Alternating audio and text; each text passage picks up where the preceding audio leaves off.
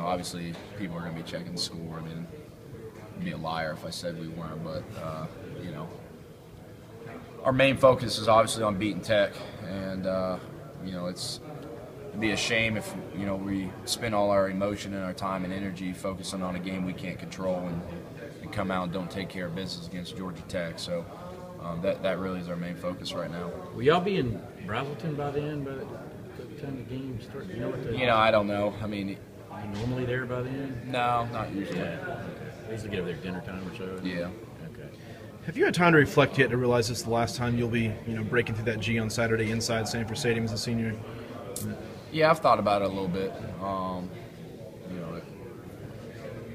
It's I think last week I tried to kind of relish the moment when I was running out of the banner, and you kind of take it in and do your best to kind of enjoy the moment before the game starts, and that's something I'll definitely do on Saturday. But I don't know.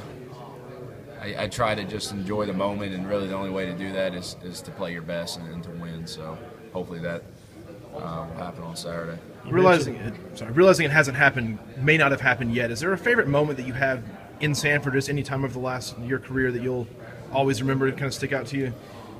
Well, I think obviously the Auburn game was spectacular. I think it was one of the best environments that I've ever been a part of or had the chance to play in. A specific moment, I go back to my freshman year throwing a TD pass on my first play. That was very special. I remember that forever.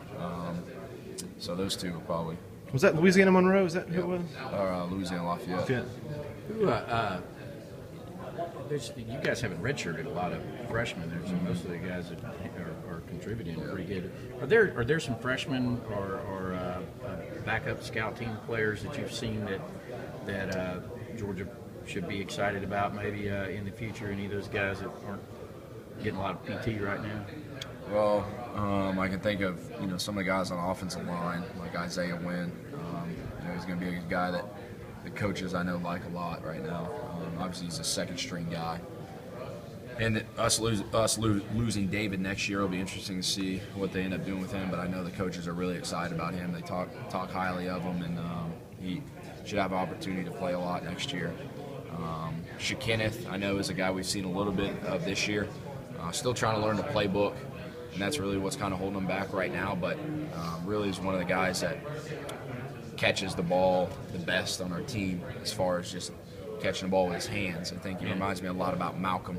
Malcolm has really strong hands and never really lets the ball get into his body, which is a awesome trait as a receiver. And Kenneth is just one of those guys where we're still trying to teach him how to run routes effectively, how to learn the playbook, where to line up even. But when you throw him the ball, he's just one of those guys that always catches it. So that's something you can't teach. What about